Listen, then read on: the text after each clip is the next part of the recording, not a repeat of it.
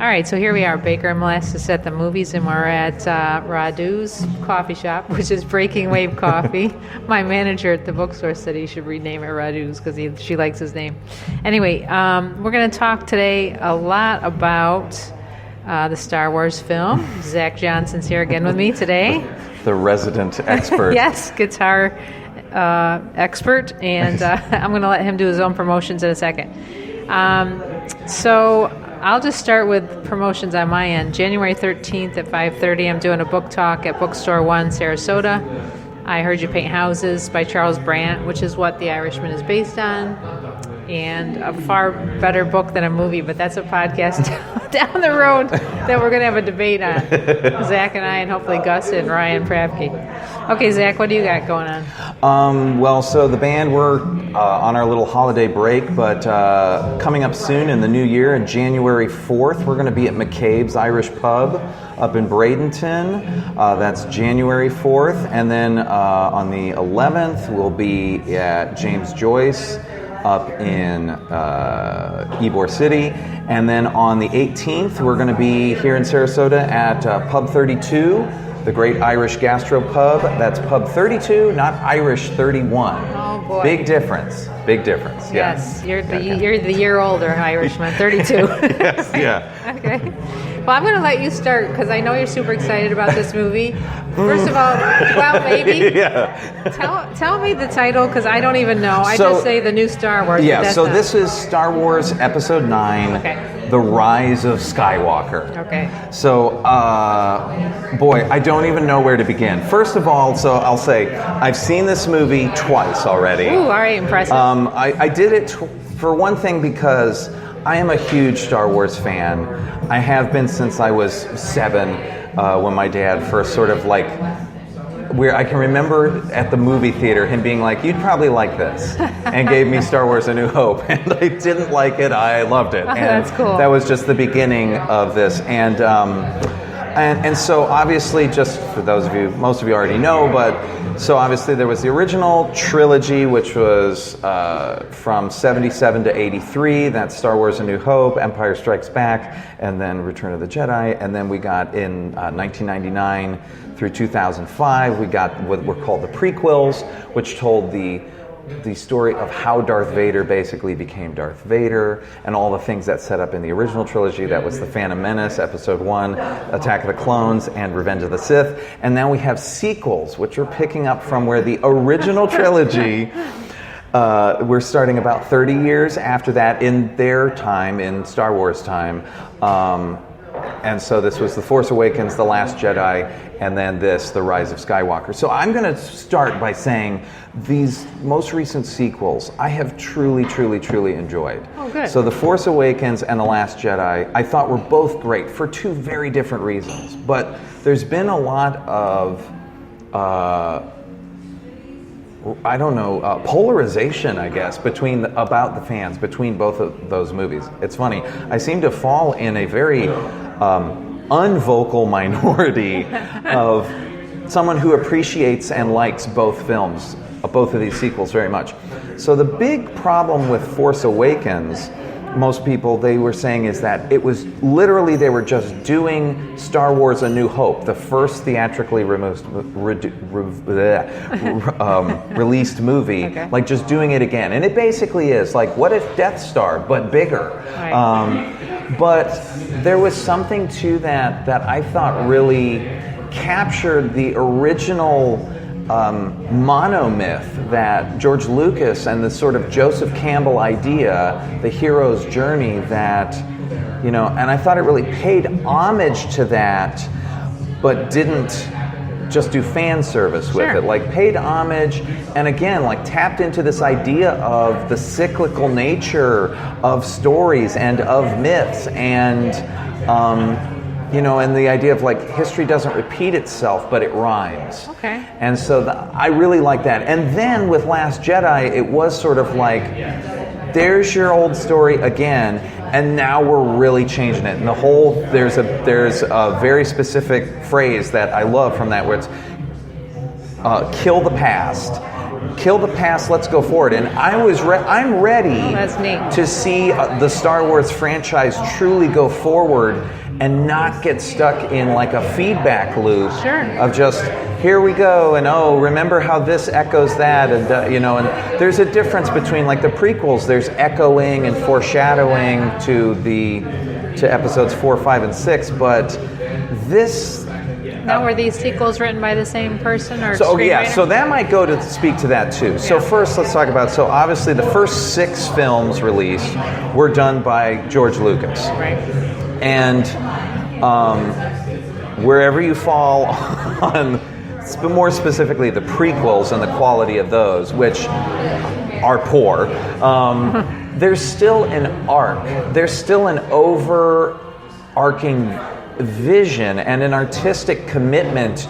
Like, so in the first 3 films, you see his commitment to telling a monomythic story in this fantastical sci-fi, pseudo-mystic, philosophical way, which was great. And then there's a true commitment to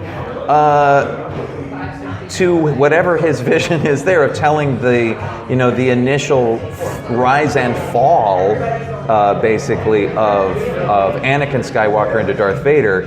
And again, whatever you want to think about the execution of it, there was a vision there. There was an arc. Right. And these movies, these 3 of the most recent trilogy, there seems to be no arc. There's no true connecting vision. And the way these were done, so famously, J.J. Abrams came on when Disney purchased Lucasfilm back in 2012. They then basically said, we're releasing a new Star Wars film in 2015. Right.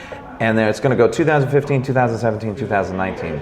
And I can't help but feel now that they just put out release dates and then ran movies to have them ready for the release date, as opposed to like, do you guys really have a story to tell?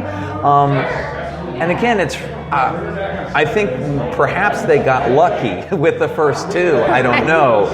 But so they brought in J.J. Abrams, who had resurrected the Star Trek franchise, I thought fantastically, with the first 2 films at least. And then they brought him in to do Star Wars, and he did Force Awakens, and I thought that was really great. And then they brought in for Last Jedi, and I was so excited when I heard they announced Rian Johnson was doing that, who famously has the movie Knives Out now, but had done other really interesting genre-playing stuff, like his what he did with Looper was a fabulous. That was great. Then I was already in, and then he also had another great movie with Joseph Gordon-Levitt called Brick. Before that, and there's even the Brothers Bloom, which had Rachel Weisz and Adrian Brody, and was an interesting, like almost like a rom-com sort of movie. And again, like he seems to like to work within genre, but then twist it, Right. And I loved, again, I thought The Last Jedi was by far the best of these 3 films. And then we come to this film. And it's not bad. It's just, it's confusing. And as you can probably gather, I know a lot about the Star Wars universe, and there's part of me that I don't know how much sort of new criticism, like kill the author sort of idea, I can bring to this without just knowing too much about the behind the... No, but I think you're more Right. And so, I mean, what strikes me is, so let me just see, here's my notes, oh my gosh. So there's something about this where this is so stuffed with plot. Okay. There's so much, I don't want to say that it's bloated, because the movie zips along. It never lingers anywhere, but... And since seeing the first movie, I've gone back and I've rewatched A New Hope and a little bit of Empire and even of Force Awakens and The Last Jedi. And all of the movies, especially I watched all of the opening sort of scenes, and those opening scenes let you settle in. And there might be a battle or something, or there's usually some sort of big set piece at the beginning. Sure. But it's that opening scene usually takes about 30 minutes. Right. Like, just for example, to draw a parallel with Return of the Jedi, which is the third movie of the original trilogy, and this, the first 30 minutes, you're just sitting on Tatooine, you're going into Jabba's palace, and we're just sort of gently like sinking into a warm bath of Star Wars. This one just starts, it's so frenzied and it maintains that? Like for the first 45 minutes, I honestly counted the second time I saw it. We go to 5 different planets. Oh my! And different locations in the first 30 minutes. Yeah. And it's just, it's so frantic, and there's a lot of this. What's different, like what made Star Wars great wasn't necessarily just the plot. Right. I mean, and if you think about it, like Star Wars A New Hope is pretty simple. It's like plans to this thing. The droids are trying to get it to, like, get the plans to the rebels. Right. Oh, the plans are with this droid. Rescue the princess. Get the plans there. The plans tell us to shoot at this thing. Yeah. Let's shoot at this thing.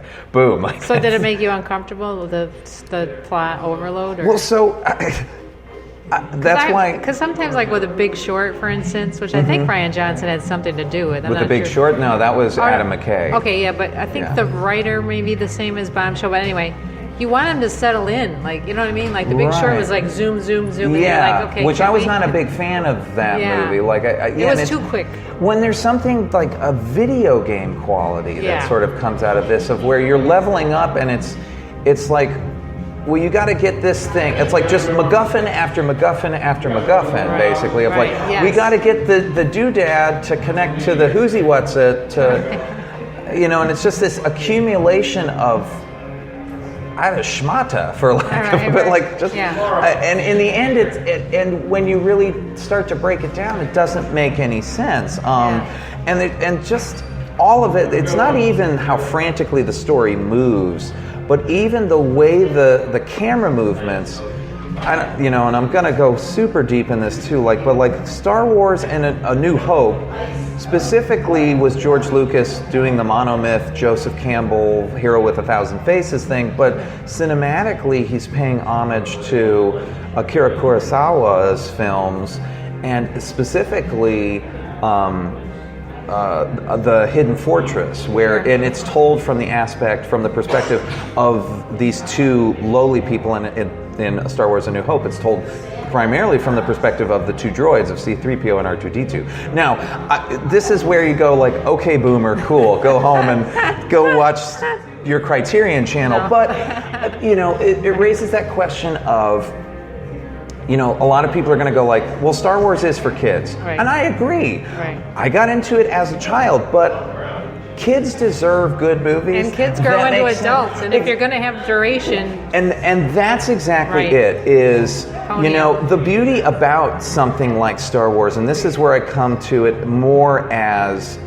from a sort of philological standpoint, sort of like the way Tolkien thought about Lord of the Rings. And his thing was always, children's stories are the distilling of a darker story, of a deeper story, and that you can go deeper into it.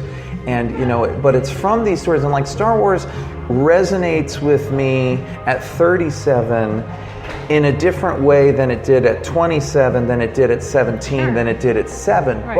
But you build upon that too. Like, I can still now go back to being 7 years old, but I now have this thing where I can bring all this film knowledge and I didn't know about Joseph Campbell as a 7-year-old, but but it's from that where, if you really love Star Wars and you start reading about it and you want to learn about how this movie was made, and then you hear the name Akira Kurosawa, huge, who's that? What movies did he do? And then then you're off on a tangent, and that's how you build and you just learn, how is a good story constructed? How is a good story told? How is a good character? What is character development? And with this movie, there's the biggest thing is in Star Wars, there's stakes. In all of the movies up to this, there were stakes. And in this one, this seems so...